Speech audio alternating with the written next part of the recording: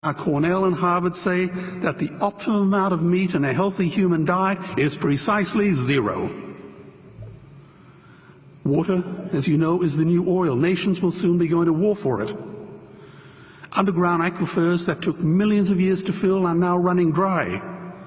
It takes 50,000 liters of precious drinking water to make 1 kilo of beef.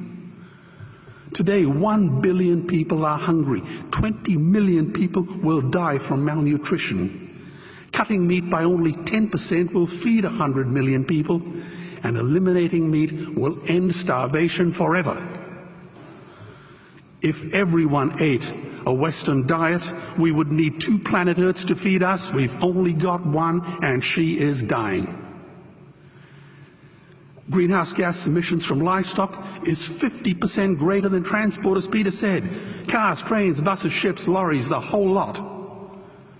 And as I travel around the world, I see poor countries who sell their grain to the West while their own children starve in their arms. And the West feeds it to livestock so we can eat a steak? Am I the only one who sees this as a crime? Believe me, every morsel of meat we eat is slapping the tear-stained face of a hungry child. When I look into her eyes, do I remain silent? The earth can produce enough food for everyone's need, but not enough for everyone's greed. We are facing the perfect storm. If any nation had developed weapons that could wreak such havoc on the planet, we would launch a preemptive military strike and bomb it back into the Bronze Age. But it's not a rogue state, it's an industry. The good news is we don't have to bomb it. We can just stop buying it. Sir George Bush was wrong. The axis of evil does not run through Iraq, Iran, or North Korea. It runs through our dining tables. Weapons of mass destruction are our knives and forks. Our proposition is the Swiss Army knife of the future. It solves our environmental, water, human health problems and ends cruelty forever. The Stone Age didn't end because we ran out of stones. This cruel, disgusting industry will end because we run out of excuses. Meat is like the 1 and 2 cent coins. It costs more to make than it's worth. And I come from the bush. Farmers are the ones with the most to gain.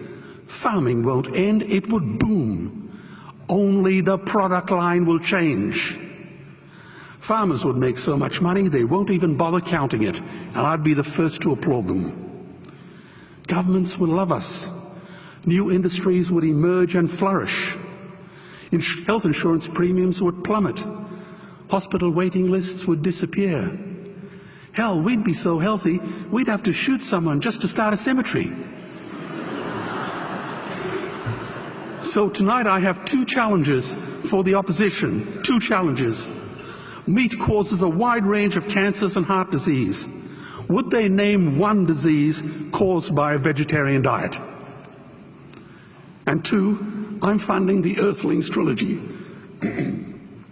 If the opposition is so sure of their ground, I challenge them to send a copy of the Earthlings DVD to all their colleagues and all their customers. Go on, I dare you.